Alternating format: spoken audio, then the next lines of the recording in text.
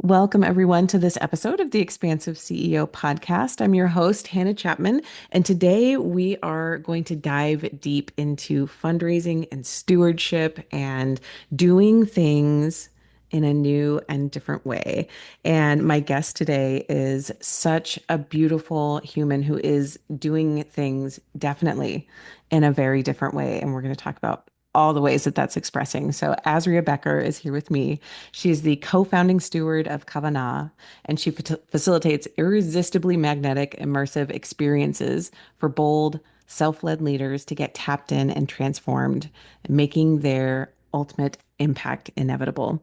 So, Azrya, thank you so much for being here. I am so just like uh, I feel magnetically pulled to this conversation as we've had a few conversations before, and just every time it feels like we just drop in and there's just so much juice to squeeze out. So thank you for being here. I would love for you to tell our audience more about who you are and why you do what you do. Mm, my why. It's always a good place to start. Um, well, the why that fuels all of it, and there is a lot of it, because Kavanaugh is a full ecosystem of transformation, and it really is multidimensional in nature and um, big scale legacy project. Not the kind of thing that we're trying to exit, in the next 5 years. Uh, the why behind it is at the core, it's a deep appreciation and reverence for the gift that is life. To be in a human body living on this exquisite planet, to have the opportunity to sense and feel and smell and touch and experience pleasure and pain and purpose and all of the full spectrum of the human experience. To me, that is kind of the point of it all. And I'm a big advocate of embracing the parts of the human experience that often are seen as negative or less desirable, and actually finding the deep fulfillment in savoring those as well. And I think that my why is both personal in the sense of like wanting to share that deep reverence and appreciation for life with others and give them a more tangible lived experience of that, but then ultimately in service to really coming into a more interdependent relationship with all the other living things that co-inhabit this place with us, right? Because it's not just us. We are here to remember that we are an extension of an intelligent, living, breathing planet Earth. And to me, that appreciation and reverence for all of life, not just human life, is a big part of the why. I see what's happening, to other species, what's happening to the environment. And it's heartbreaking because to me, it's all just a symptom of a deep forgetting of how interconnected we truly are.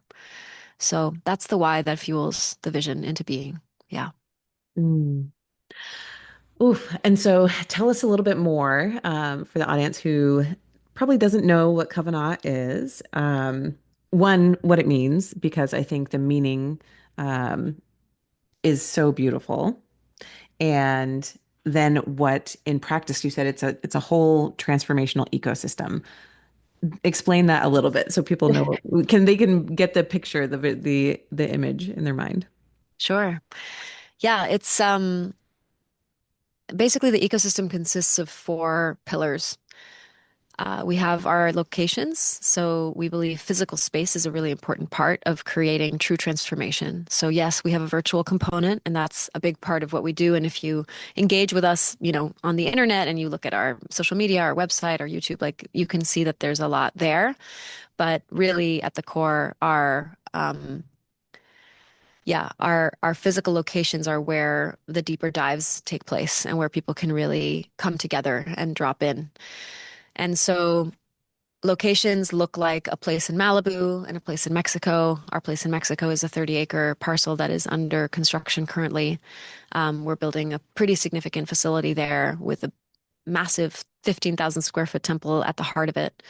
And the temple is really, again, I use this word reverence a lot, but it's like, why have sacred space if not to remember that life is sacred, right? And that we are part of that sacred web of life, and that we get to come together and be in recognition and honoring of that.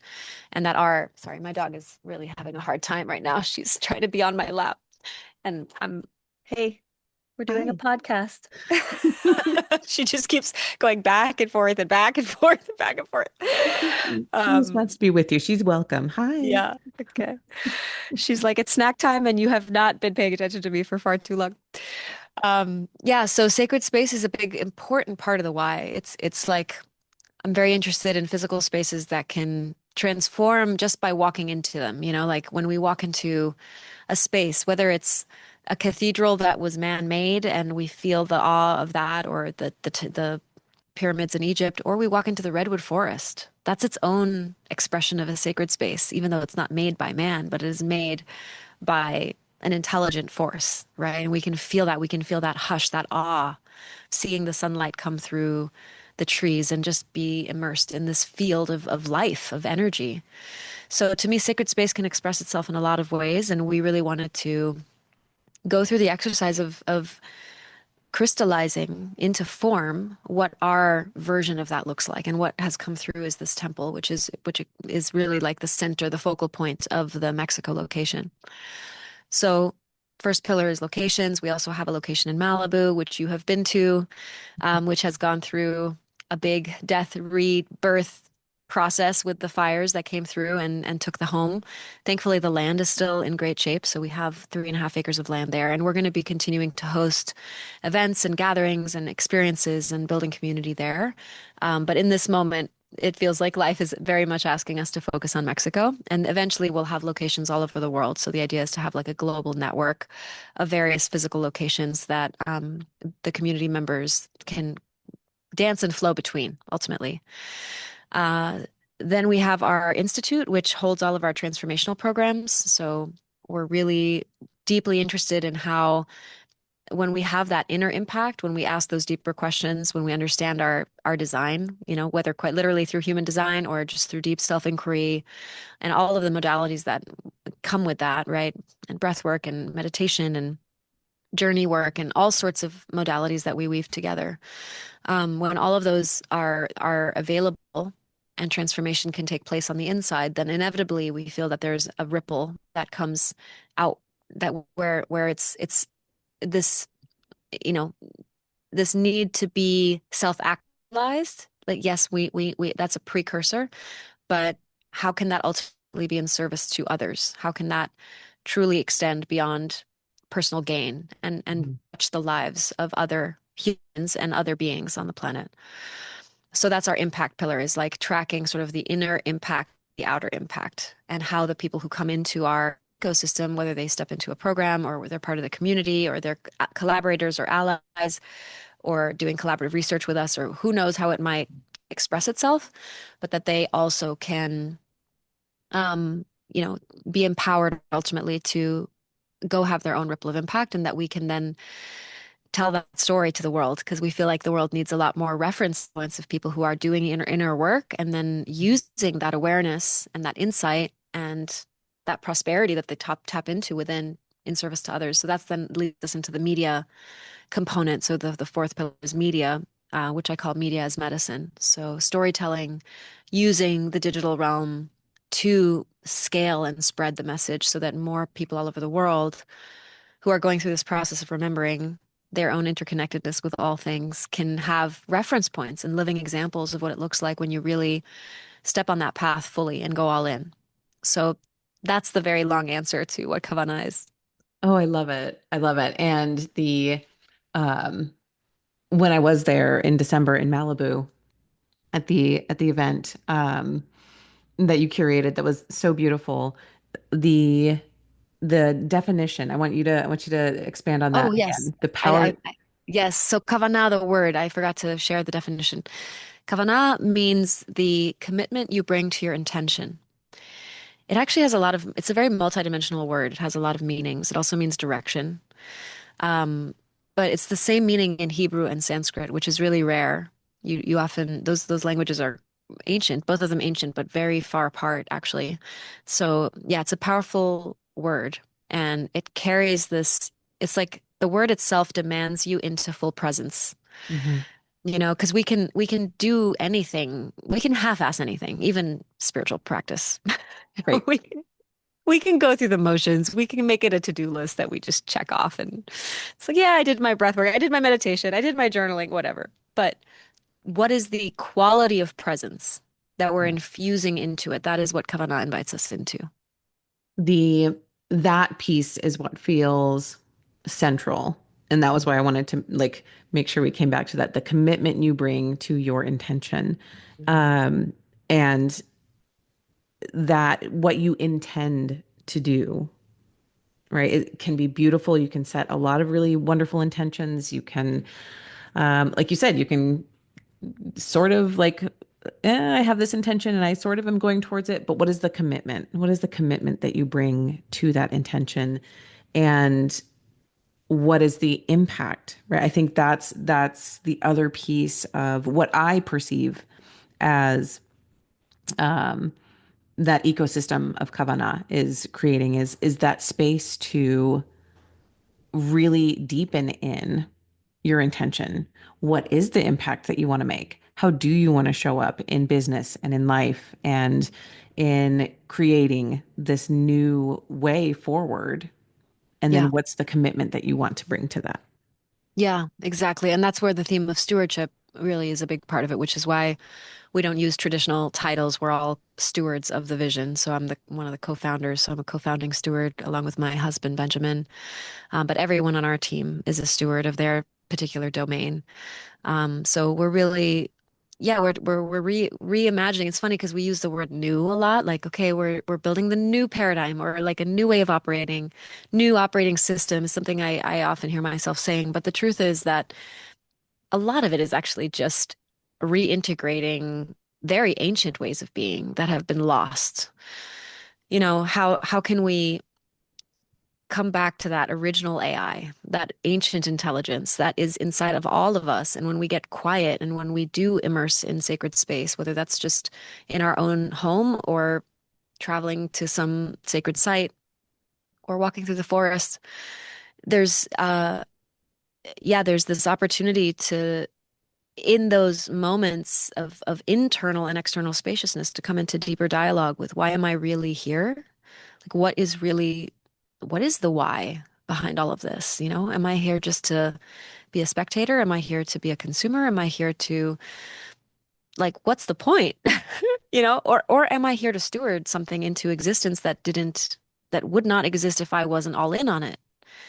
And all in, like that energy of like I'm choosing fully. Every part of me is choosing this direction. Again, that's the Kavanaugh energy. That's, I think, a prerequisite to be a true steward of something. And the difference between stewardship and ownership is something Hmm. that we're also very interested in, is like when I'm a steward of something, whether it's a human child, right? Every parent is a steward of their child, or it's a project or a vision or a business or a mission or whatever it might be. If I relate to it as a steward, I'm in dialogue with it and I'm in service to it, realizing itself through me, but it's not mine. I don't own it. I don't Right. control it. I'm in listening with it. I'm in dialogue with it. And I'm here to create the environment and the circumstances for it to thrive and prosper.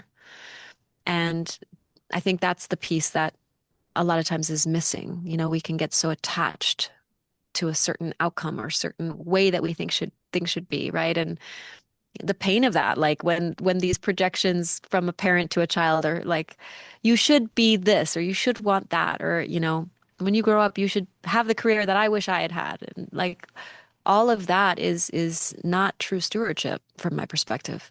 So with a business, especially something of the scale of what we're doing, and it's yes, it's a business, it has a business component, and I think that's really healthy because I do believe that there is no new paradigm without really healthy and prosperous businesses Hmm. that are anchored in a different value set um, than maybe what traditional capitalism might prescribe. Doesn't mean they can't be profitable, doesn't mean they can't be prosperous, Right. but just how we relate to what success looks like changes, I think, fundamentally when we do have that ability to be in reverence. But yeah, I think I think that ability to relate to it as a living thing, as something that has its own intelligence and that gets to be respected and we get to be in dialogue with it is something that I see really resonating with a lot of people. The the idea, not just the idea, but the definition of stewardship is also, something that is very important and close to my heart as well, being in the financial space and helping people to, create businesses that work, create businesses that are profitable, create businesses that create safety and stability for families, right? This is the stewardship piece of it speaks so strongly to my heart because what is stewardship broadly, right? You gave some really good examples of that. Like again, you don't own it. Hmm. You are creating the space for it to thrive. Yeah. It, But that's right. scary It because is scary. the ego identity doesn't like that. It's like, no, no, no, I need to control the outcome of this thing, right? I should make it what I think it should be to check whatever boxes I might have. Maybe those are around safety or security or validation or status or whatever, right? Whatever my value set is. So the piece around stewardship that maybe is more invisible is like the deep trust and surrender that is required to truly steward something into existence versus the more forceful, controlling approach that we're so used to. Right. And the approach that to your point about ego that then says, I did this. Yeah, yeah. Right. Hmm. And like needing that validation, needing that recognition, right? Needing the titles, the all of it, the money that goes with it. Um, and again, like then from my perspective, that leads to like this hoarding energy Hmm. that goes beyond just money. Right. Hmm. So we think about it as, if you're hoarding, you can also hoard things, but with money, with people who have multiple, hundreds of millions, billions of dollars, and who are still afraid of losing it. Hmm.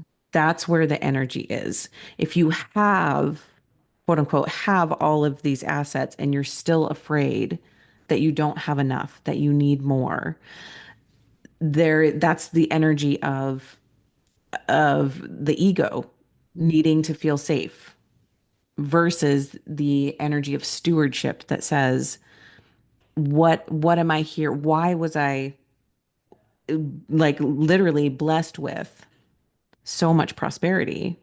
Hmm. What am I here to do with it? What am I here to steward into being? Because I do believe that there are people, and this comes somewhat from Lynn Twist, Hmm. her work in The Soul of Money, right? That's Yes. the title of her book, The Soul of Money. Beautiful book. She was in fundraising for a really long time. Um, and she like laid it out really clear. Like some people are really good at sourcing money. They're just really good at that. Some people are really good at serving on the ground. Hmm. Some people are really good at being the communicators of the message, right? Like, so we have all of these different talents and unique imprints for a reason. And if one of the things that you were gifted with is, oh, yeah, like I'm really good at collecting money. That has always been, just a piece of my design that I know how to make money. There's a reason for that. And Hmm. there's a bigger reason for that, is what that feels like to me in the financial planning space and in the investment space and in the broader money space. It's not just for it to sit there and collect more and more, Hmm. in my opinion. And in my um, opinion feels very not the right word. Like in my soul feels very connected to the truth of how important it is for money as energy to move through the economy. Yeah. Well, I mean, if you look at the human body, if there's a lack of circulation anywhere, there's atrophy, right? Or there's decay, there's disease. If you look at a pond that is stagnant, that has no energy flow, no circulation, you get, all sorts of bacteria growing in there. And it's the same with our money. And so we have, I don't know, billions sitting in DAFs and sitting in all sorts of accounts that are, it's just sitting there. Where on the flip side, you have so many really purpose-led, impact-focused projects that are deeply under-resourced. And this is why money has been such a big part of my spiritual path. You know, who would have thought that money would be such a spiritual teacher? But it really has been, because my default has never been to hoard or hold on. I've always lived in this very maybe unusual place of trust with life. And in some ways that was almost like, anything can be taken to an extreme, but in some ways that was almost like too much. Like I would just money would come in, it would go right back out. Like there was no real ability to steward it in a like very discerning way. But even though that often led to moments of perceived scarcity, the gift in it was always that no matter what happened, no matter how bleak my bank account looked, I always knew somewhere deep inside that I was okay and I was provided for.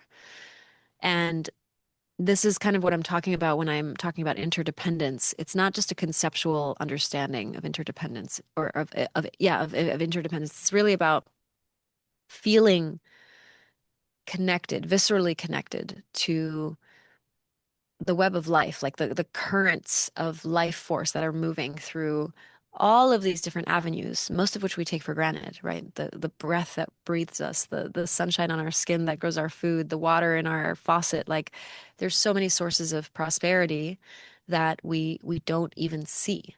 And we're so focused on the more bigger, better thing. So my journey has been coming into a relationship with money specifically as one expression of that, of life force energy. And I think I've had to go through not having much money at all to then stewarding millions of dollars on behalf of my mission. And I've had to have like the full spectrum of the having and the not having, and all of the lessons and the teachings and the wisdom that came from each of those junctures to really recognize how much my ability to translate what I'm learning is actually here to serve others. Like part of my impact is directly tied to my relationship to money over the years, and how I've come into a different relationship with life force itself, and all of the insights that have come, you know, Hmm. from the having and the not having. And then my husband and co-founder, to your point around hoarding, when I met him, he was in this place where he had he didn't have to work again. He was in a really good place financially. He'd had a big exit, he was comfortable, and but he was unfulfilled. There was a lack of purpose. Hmm. So he had been looking for a place to connect to have impact with, to put resources behind. Like he had been searching for that, and he had written checks to charity and gotten involved in some initiatives, and nothing really grabbed him. Like he didn't feel like he could lean in to any one direction. And he was like, is it because am I just greedy? Do I just not have enough compassion or empathy for other people? Like what is really the why underneath this? Why can't I be more generous with my resources? Because I have plenty of them. And it was twofold. One was he wasn't clear on his unique design.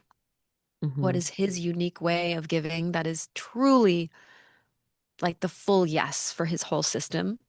It's exciting, it's inspiring, it's the thing that you do for free, you know what I mean? Right. When we tap into that, that's like such a source of fuel, right?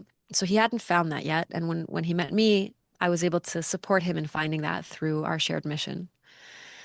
But the other piece was underneath the perceived greed or scarcity, which is, these are all words that are quite judgmental in nature, but underneath that is always a lack of safety, of not feeling secure, of not feeling like life has your back. And when you don't feel like life has your back, it doesn't matter how much money you have in your account. The part of you that's like, oh my God, it'll all disappear. And if it does, I'll never be able to make it back. Or all of Mhm. these stories that we carry that are deeply tethered to just a sense of not being safe in the world, period. Right. They manifest themselves then in this pretty profound cultural phenomenon that we're seeing, which is this wealth inequality and just how money is not being circulated, even though it is so clearly needed and could so clearly be deployed in ways that could help so many lives, you know? That's fascinating to me. It's like, okay, it's easy to judge the 1% or the 0.01% and again put these labels on it, but it's actually so much deeper. Yeah. And one thing that I think might be interesting just to double click on because it's a little bit of a contradiction that I think a lot of people don't quite know what to do with, which is like this notion that like if in law of attraction teachings, right, which is like focus on the positive and focus on what you want. There's this notion that you get what you are, right? Hmm. So if you have money, then the deduction would be, well, if you have money, then you must feel abundant and prosperous internally. You must feel whole, and therefore your money is like a mirror or reflection of that. But why is it then that so many people who have money do not feel whole at all and Yes. actually feel deeply, yeah, like rooted in scarcity? So that doesn't quite add up.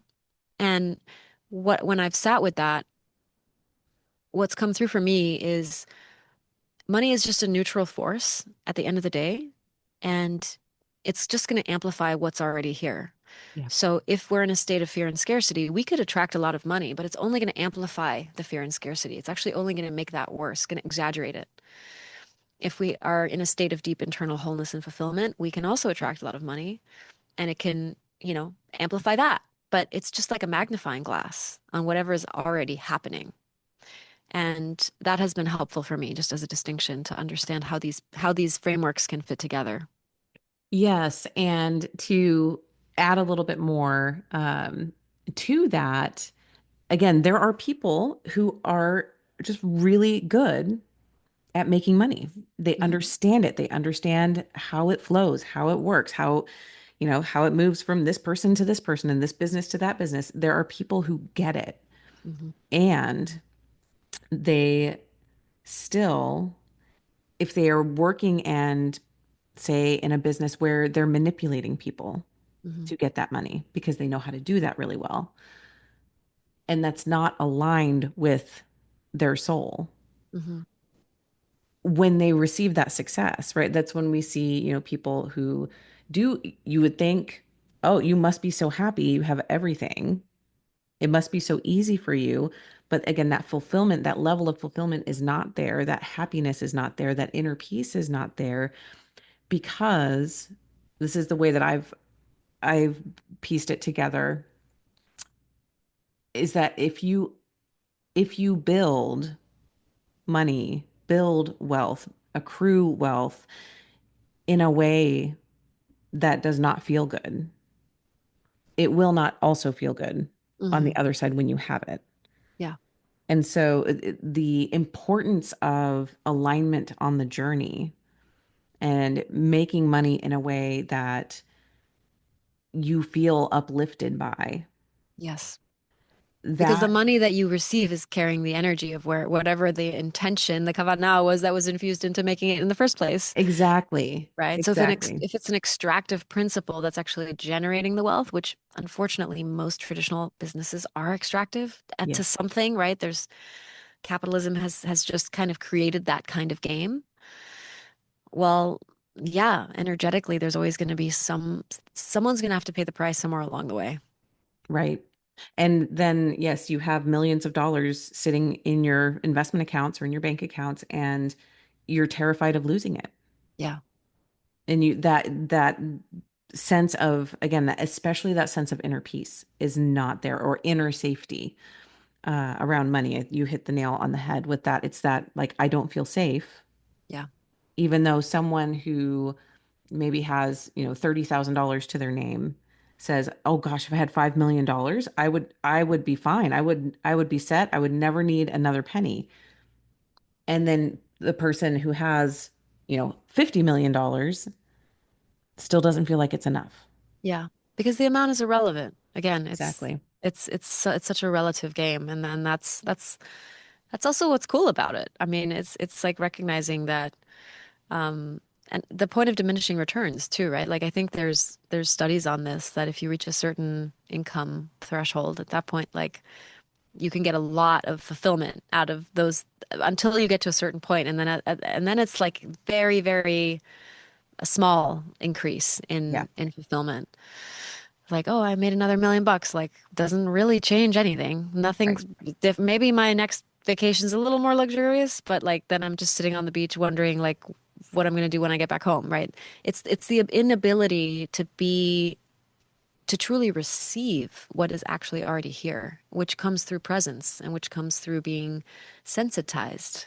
And this is a big part of what I teach, which is what I call the SAS practice, which is the subtle art of sensing the sacred.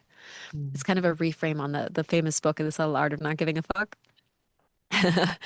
I really, really love this practice because I use it every day. It's so easy to get numbed out and disconnected from the subtle magic of life. And I think that if we can remain connected to that, then all of a sudden life just opens to us, and the fulfillment we can receive from just like going on a walk and looking at a flower is significant. And it puts everything else in perspective. Everything else rearranges itself around that ability. But the vast majority of humans alive on our planet today, I believe, are deeply, deeply disconnected from Mhm. that capacity and desensitized. I think we're so much more desensitized than we realize. And we're so desensitized that we can't see what's underneath. Like my husband, it took him deep excavation work, like serious inner work to get to a place where he could finally even make contact with the part of him that didn't feel safe. If you had asked him if he felt safe, he would have said, "Of course, I'm a 200-pound Cuban man that like grew up in the hood. Yes, I feel safe. I'm strong. I'm powerful. I'm successful. I have everything I need to feel safe." Consciously, he thought he was safe, but subconsciously he was felt deeply unsafe because there was this little boy in him that had never been integrated, Yeah. that he couldn't even access until he started actually peeling back the onion layers. And that's a scary proposition for people if I'm really going to transform my life, like what will I uncover? What are the painful emotions I may need to feel that I never felt before? What are the parts of myself that I've rejected and repressed and stuck away in a closet and locked the door that are going to come out that I don't know what to do with? That's why, again, having physical spaces, both virtual and physical spaces, but having space that is held, that allows for people to go through that process is so critical at this time. And it brings us back to the why of this whole conversation of why we're birthing what we're birthing. It's because it's like the choiceless choice. It's just what's needed. It's what's Hmm. needed on the planet right now. But to your point around how the money is generated and the energetic component of that is so crucial. If there's any thread of extraction or manipulation or misalignment that is infused into how the money was made, that will carry on. That ripple will continue to taint everything it touches moving forward. So really understanding that, as especially in fundraising, which is, the other part of this journey I've been on, is like from knowing that I'm meant to be resourced and capitalized to bring this vision to life, knowing that the fastest, most efficient way for me to do the thing I'm meant to do isn't to build a business and slowly scale it and increase my revenue and eventually generate millions of dollars, but to go from one moment to the next and have, 12 million bucks to invest into my thing. Like I just knew that that's what was needed. And that happened when B and I came together. And so I went from, you know, figuring it out to like having capital. And the plan was always to be self-funded. And that was, in hindsight, I can see that there was also still this this desire to be independent, to not Right. need anyone else, Hmm. and that needed to have an expiration on it. And what's so interesting is many of the investments that my husband had made prior to us even meeting, and various things he was involved in and lawsuits and all sorts of stuff, there was a pretty significant amount of capital that was meant to come to us that we were really counting on. We were like, okay, we know we have a certain amount of liquidity to put into this purpose-driven impact project, and we know there's an expiration to that. But we have all these other avenues where money can come in. And surely some of them will work out. And none of them did. Wow. And even though on paper that looks awful, right? Because it's like, wow, that was, I don't know, I mean, tens of millions of dollars, significant amounts of money. The intelligence of it was so clear. It was like, but that money's not aligned. That money was attached to a version of who he was that was totally out of alignment, that Mm, was totally trapped in an old paradigm. And even the relationship dynamics of how that money was, was the relationship, the energetics of the relationships, which was like conflict and breakdown and loss of trust. And all of this stuff was infused into that money. It was not meant to be infused into this project. This project wanted a different frequency of capital. yeah, And so that's why life has, in a way, forced us into independence from independence into interdependence in a really beautiful way. Maybe not something we would have chosen voluntarily, but it was just so clear that if we're going to talk about interdependence, we have to live it. We have to understand what it really means. And one of the most vulnerable and intimate ways of being interdependent with another human is financially. absolutely. Yeah, it's like it's deeply and it's almost as intimate as sex, I would say. Well, yeah, I mean, my joke, it's not just mine, but is that people will have sex before they will talk about money, Oh yeah. right? Like it is so deeply personal Yeah. that it's like off limits until even after having Yep. sex. And Yeah. it's incredible to think of how much we guard that. Yes. Yes. So to be a founder, to be building a vision, a startup, to that requires capital and then be in a position from like fully funded, living in, pretty luxurious circumstances to then our house burning down in the LA fire and all of these things not happening the way that maybe we thought they should happen. Again, this is like surrender, right? Stewardship is surrender. So, okay, this thing is stewarding itself through us. We're just getting out of the way and then we're along for the ride and trusting that, the intelligence of this project is guiding everything that's happening. It's a pretty radical way to live, but I can see why it's so crucially important because there are so many others who are receiving these visions for new paradigm projects and ventures and businesses that do have impact and purpose at the center. And there is no template and there is no instruction manual and there's no blueprint for them to know how to raise capital in a way that is truly aligned with the values of that project. And so here I am, the perpetual pioneer. That's a tongue Yes. twister. The perpetual pioneer having to like trailblaze this thing and figure out how to do it differently. And also being a woman who has no business background, who's really coming from the artistic storyteller like lens. What I do have is a deep grasp of emotional intelligence and psycho-spiritual intelligence, right? So I understand how people operate. Like I get that. And then realizing that actually that's all fundraising is. Right. It's just being able to transmit the essence of the why in a way that is compelling and makes sense. And of course, yes, you need sound financials and you need a data room and you need budgets and forecasts and spreadsheets and Right. market analysis and legal and accounting and all the things. Yes, you need all those things, but that's not at the end of the day why someone says yes, not to a project like this. Yes, and that I'm so glad you went there because that was I want people to hear the size of this vision and how like um just how big it is and Hmm. how it was coming through you, right? I mean, this is $100 million project, Hmm. $100 million fundraise that you don't want to do with, again, money that's misaligned, Yeah. where usually you would hear that and go like, okay, well, you just take money from anyone, right? Like, Yeah. just get the money in the door. And that's not how you've gone about this.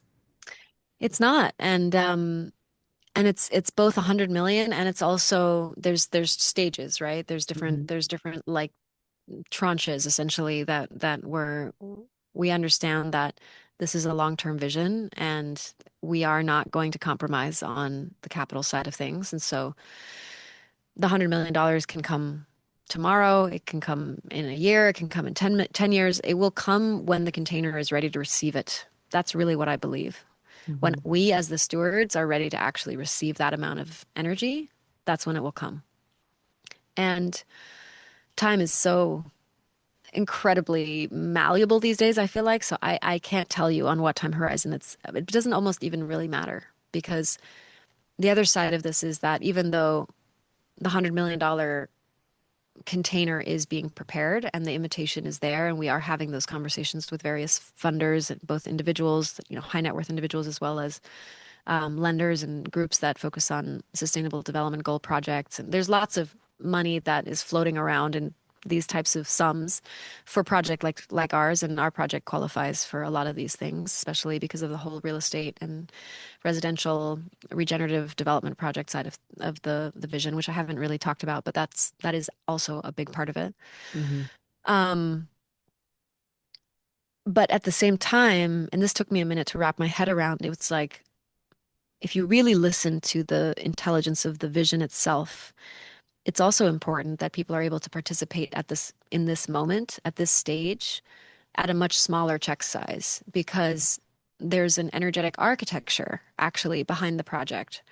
And so there are stewards that are meant to come in, yes, as investors who are writing a check, but also as these allies, really, that are bringing their wisdom, their experience, their heart, their intention, their network. I mean, there's so many ways to measure prosperity, right? And it was like for a while I was so on the $100 million timeline and only focused on that I had the door shut to a lot of these other conversations. And in the last few weeks specifically, which is why it's so timely that we're having this conversation, it just became so clear that actually it's important to allow people in at this moment because the full realization of this vision requires other people and it requires, like, it is a collaborative vision at the end of the day, you know? Right. And so this is where then again, I had to look at where am I still protecting my baby? Because this is my baby. I don't have human children and I probably won't in this lifetime. But Kavanaugh is my child, really. Like I am deeply devoted to it and I will be the rest of my life. And there's a protection that comes with that, right? Of like a guarding of not wanting it to be tainted or compromised or yeah, fucked up. It's like, don't hold my baby. Right. Um, and so it's been beautiful to see, like I really like to think about it as the way that a child matures, where yeah, and when you have a newborn, you don't hand it to anyone.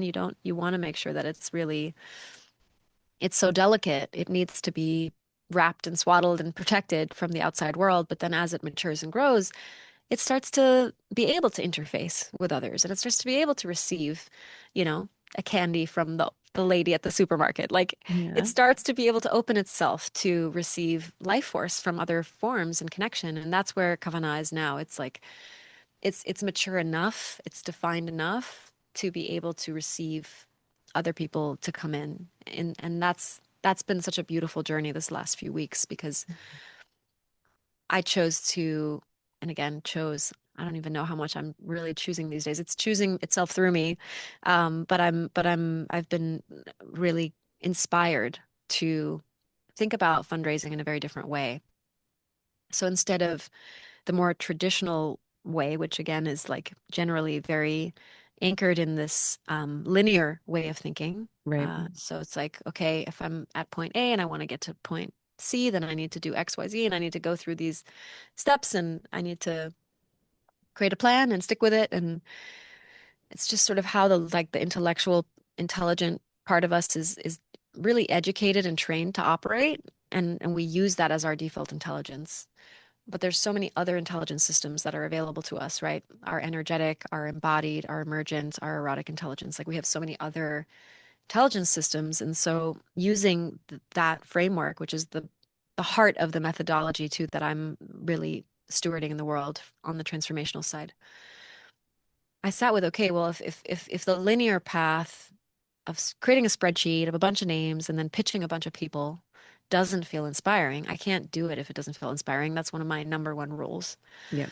So I have to do it a different way. So what is inspiring? And what's inspiring is in some ways the exact polarity. So instead of going out there and penetrating reality, more of a masculine approach, I'm using more of the feminine principle of magnetism and radiance and actually allowing people to be drawn in Yeah. through storytelling and through transmitting the message of Kavanaugh and through, you know, putting beautiful videos and audios and newsletters out that touch something in the people who are called to be a part of this. And it was an experiment. I had no idea what the results would be, but I was literally basically shown that I would be fundraising using one of my greatest sources of prosperity, which is my social media platform. Hmm. And started just making invitations and said, look, if you have somewhere six figures and up to invest in a purpose-driven project, DM me. And who would have thought? It's working. It's, well, I mean, it points to a few things. One of the pieces that was coming up for me as you were, like the $100 million vision was seeded for a Mhm. reason, right? Like it Yes. was put there for a reason. And I mean, I have a similar like huge vision that was seeded many years ago. That was like, I Mhm. don't know when or how that's going to happen, but it's there. It's in my Yeah. awareness. And so, like you said, the traditional approach is okay, I have the vision and now let's work backwards from it, right? Hmm. And then take each step. And instead, right, that's where you hit the roadblocks, you get the frustration. It's like, why isn't it working? Because you're forcing it. Hmm. Like I had the vision, like this, it's so clear to me that this is the vision. So why isn't it working, in the normal ABC Hmm. way? But for you bring your human design into it just a teeny bit, being a 6'2" Yes. profile. So we've talked about Hmm. that quite a bit recently on YouTube and in different places. Your 6'2"-ness, I'm also a 6'2", requires that you go through a lot of stuff, that you have a lot of experiences, Hmm. and then you speak from, right? You have a defined throat. Like you need to speak from your experience and you need to tell your stories. It's part of your design. Hmm. And that literally is the magnetism of Yes. knowing yourself, but then also like this aspect, that 6'2"-ness of you, of the role model. The Hmm. role model doesn't get to be the role model unless she goes through a lot of shit first. Sure. Yeah, Right? just to be forged in the fire, quite literally. Right. Yes. Yeah. And yeah, in like literal ways, exactly. Yeah. You are the phoenix. Hmm. And so seeing you open up and share from a storytelling standpoint and just be super open and use your voice in a different way. For me, I'm so excited to see how it's happening, how it's unfolding.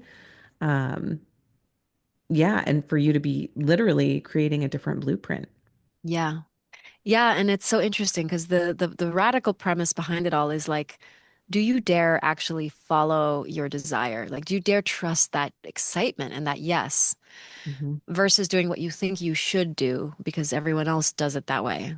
And that is radical because most of the things that people say is like the official or appropriate way to do things do not inspire me. So I'm always looking for the out of the box solution. I'm always like, okay, that's not it, but what is it instead? I don't know. I don't have a lot of examples of people who have done it differently that I could point to, which is why I'm so excited by being able to share the journey in real time. Because it's risky, right? Like for me to say, okay, I'm going to do this differently. I'm going to put it out there. I'm going to let myself be visible, not just in the $100 million declaration, which was like a big edge, but then also in the real time fundraise, it could have totally fallen flat. Like I could have started sharing this invitation and gotten crickets in my DMs. And the part of you that wants to look good, of course, is always going to be there, right? The part of you that's like, I don't want to look like an asshole that made this big, bold declaration and then like, oh well, what? Um, and so yeah, it was the risk, and this business coach I've been working with, who's also a 6'2", who's incredible. She talks about humiliation as the path to liberation. So, like, if you're willing to be humiliated, if you're willing to go for what excites you and stand behind it with full conviction, and you're willing to get crickets and feel the hot humiliation of that, if you're willing to do that, you're free. Mm, Like, there's nothing that can actually stop you anymore. And of course, you likely won't get crickets because when you're in your highest excitement, you attract people who are resonating with that frequency. And then, all of a sudden people come out of the woodwork, which is what I'm experiencing. yeah. Like, I had no clue how many people looking at my Instagram content would confirm that they have six figures, not just confirm, but then send me wire transfers like within 2 days of having a meeting. Like, could not have imagined that. My husband's been a traditional investor like for most of his career. And he's like, I don't know what's happening right now. Right. Usually it's okay. Well, let's have our three T's. You go, talk again and talk again and talk again. And Yeah. right. It's like this like slow process. But I'm so clear on what the criteria is for me because I don't want to get on the phone with someone 10 times. Right. Why? Not because I'm impatient, but because I know that if someone's coming from a truly aligned place and they really get it at a soul level that's beyond intellect, beyond logic, then they don't need 3 months to make a decision. The decision is making itself through them. And if they're able to listen to that voice and they're able to trust that feeling, then they're the right investor. Like I have this three S's that I use. I love these little frameworks, alliterations, that I kind of tune into when I'm taking a call with a potential investor. And one is sure, the second is swift, and the third is sacred. So I want to feel that you're sure in the sense that if you get that yes, you have that certainty, like you're going to trust that. There's assuredness that you're moving through life with. Mhm.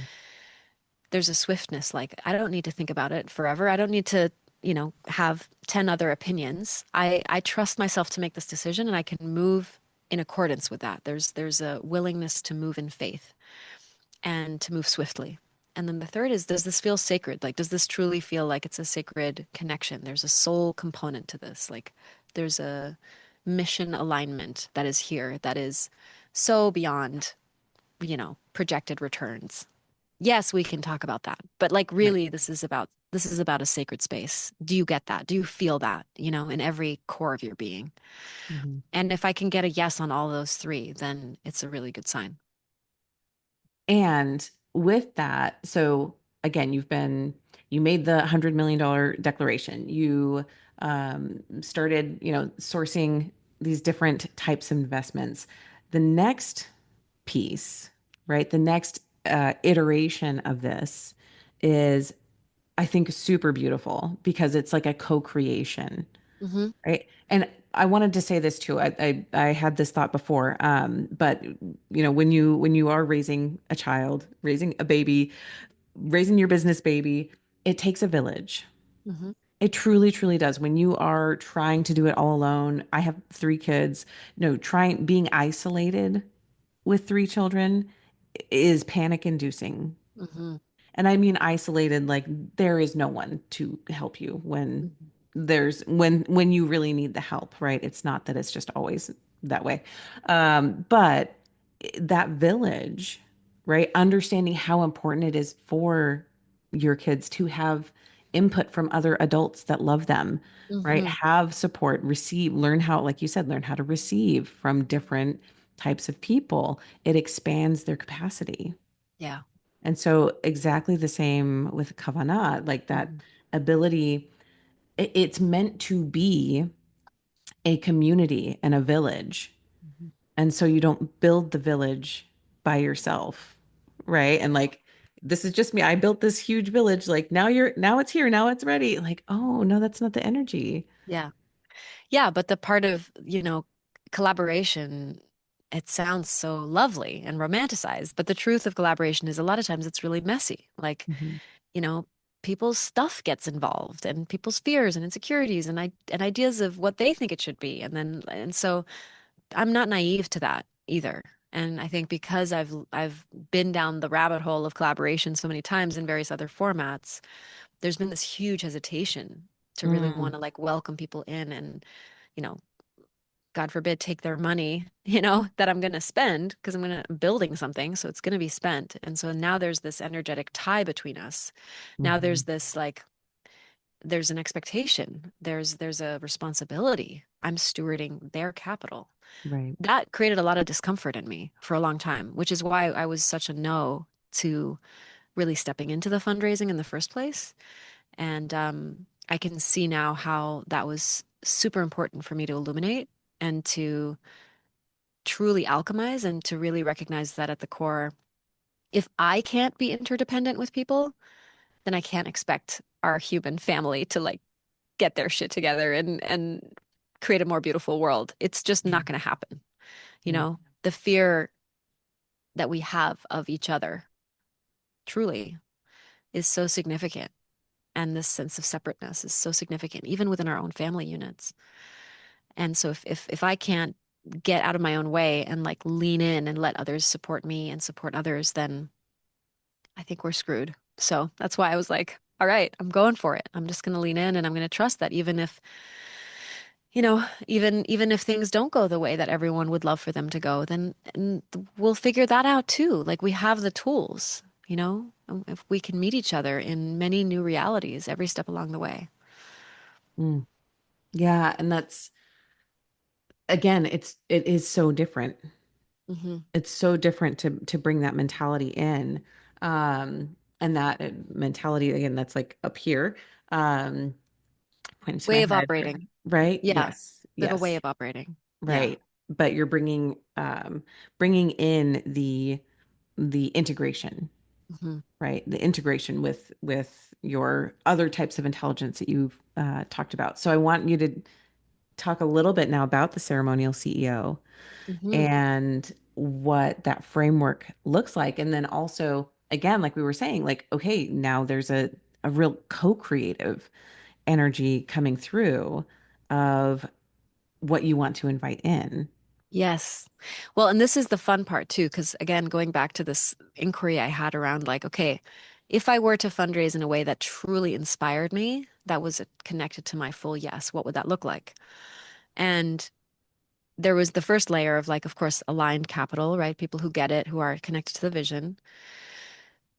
But beyond that, I also really love the idea of the people who are investing going on the journey with us, like being a part of the transformational process that we offer. And that's going to look different for each person. Some people will resonate with like our facilitator training, for example, which you know intimately. Hmm. And so how can their investment into the vision actually also be their ticket into that training, for example? So we're merging the investment with a transformational program. The ceremonial CEO is for a specific archetype. Right now, it's mostly focused on high achieving, purpose led women who are similarly to me on this journey of stewarding significant capital, significant wealth, and are here to have massive impact in the world and are already doing it. Like there's already momentum, they're already leaders, they're already able to mobilize resources and they're already all in on it, but they're still operating on this default intelligence model that we keep talking about, right? This more linear, more masculine approach. And so some of their greatest sources of power, which is in their feminine, which is their intuition, it's their relationship to their bodies, it's their relationship to their voice, to their self-expression, their creativity, their artistry, their magnetism. Those pieces are usually left out completely when you look at what the traditional CEO archetype should be.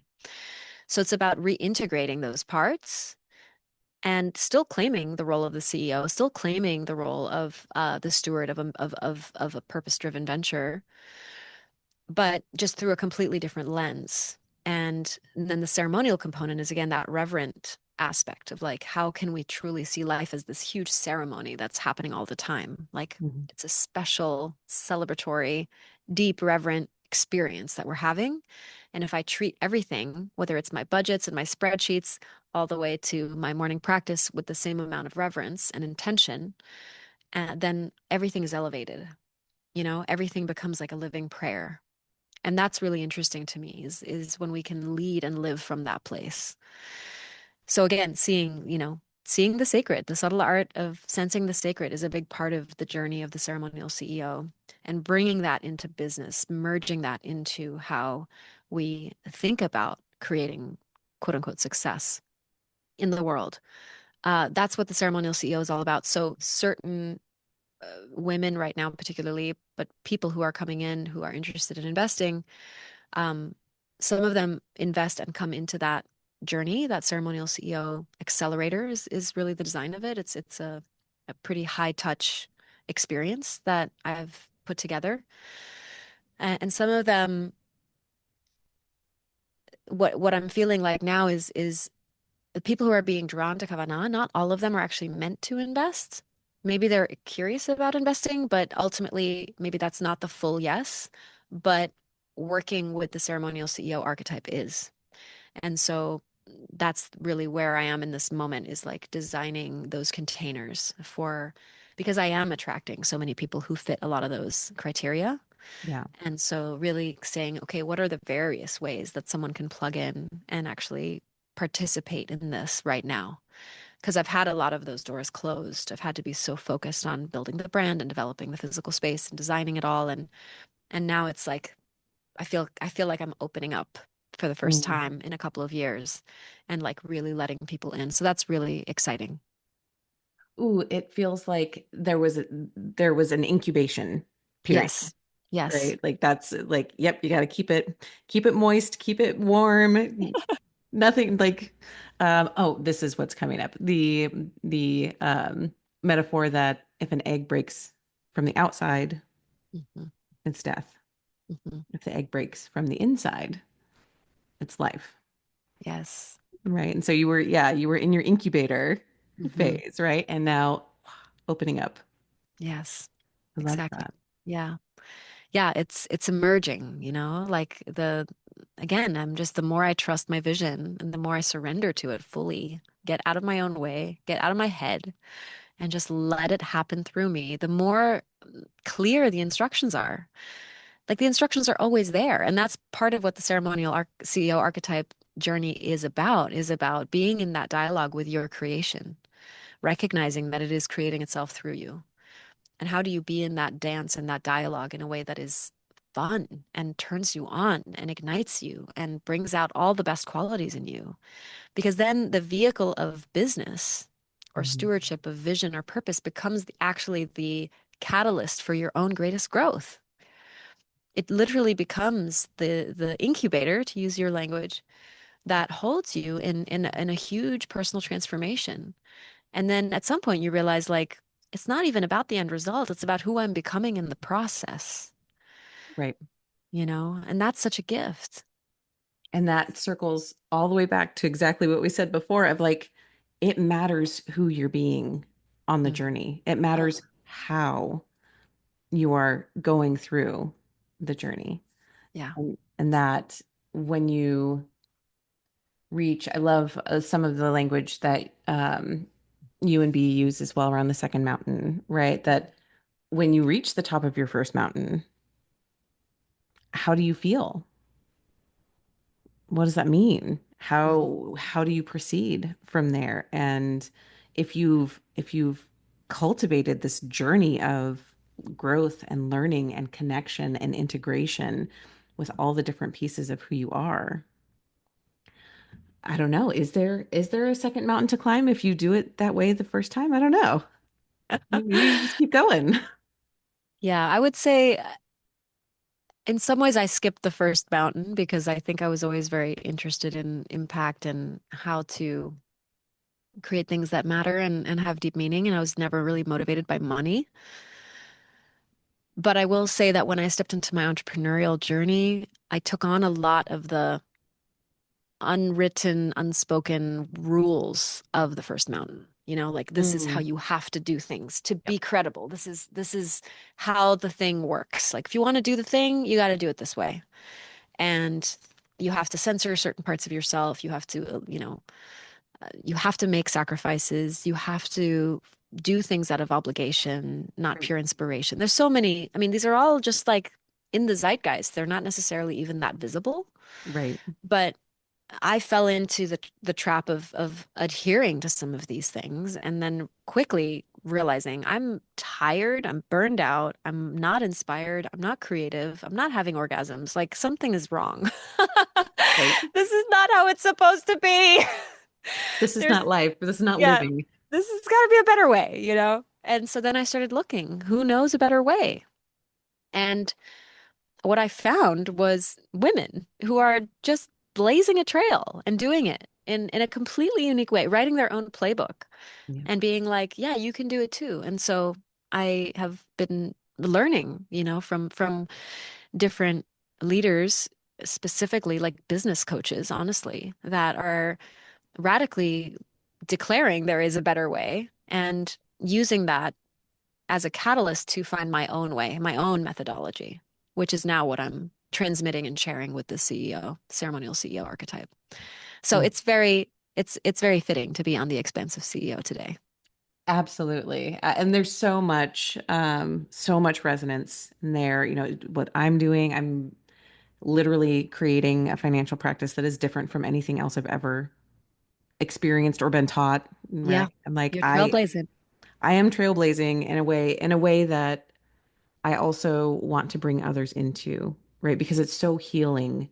It's healing in so many different ways to grow your business in a way that feels aligned, to do sales in a way that feels aligned, that invites people into your process rather than, you know, again, like you said, you Hmm. have to do it this way. You have to grind. You have to hustle. You have to do all the things that everyone else did 30 years ago. Yeah, here's your templated script. Right. Just Exactly. regurgitate what someone else already did. Literally. Yeah. And it was so not me. And Yeah. it was so damaging. It hurt. It was painful. I'll say that. Hmm. It Hmm. was painful. Hmm. And learning how to do it a different way, a more integrated way. Not necessarily just feminine way, but an No, it's not integrated way. just feminine. No, It's it's so much more than everything. that. Yeah. Yeah. And that's a big piece of the ceremonial CEO, Yeah. which I love. So I want to honor our time because we could go on forever.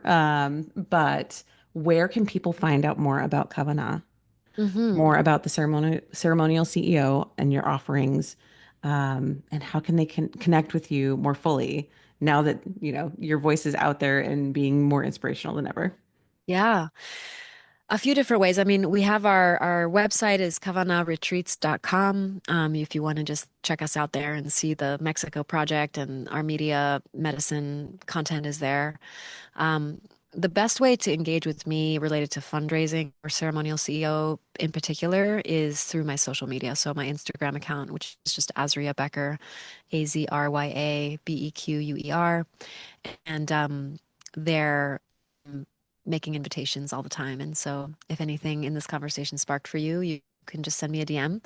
And I'm engaging with all sorts of incredible people all over the world right now who are reaching out, who are feeling that spark.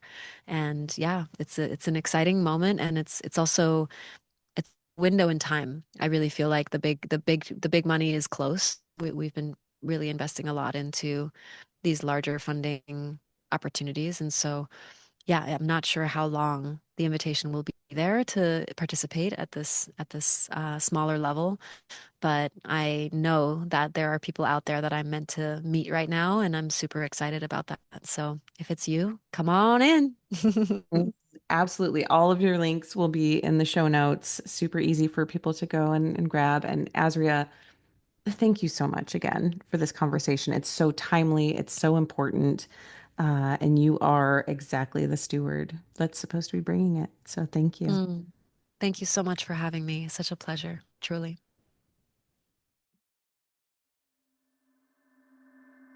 That's it for this episode. Thanks for listening, and be sure to like and subscribe. And again, if anything resonated with you from this episode, I would love to hear from you. Email me at Hannah, HANNAH, at expansiveceo.com and tell me about it. And if you're ready for your greatest expansion, you can find ways to work with me at expansiveceo.com. and at x2wealthplanning.com. That's X, the numeral 2, wealthplanning.com. So until next time, remember that there is enough, you are enough, and your birthright in this lifetime is to be expansive.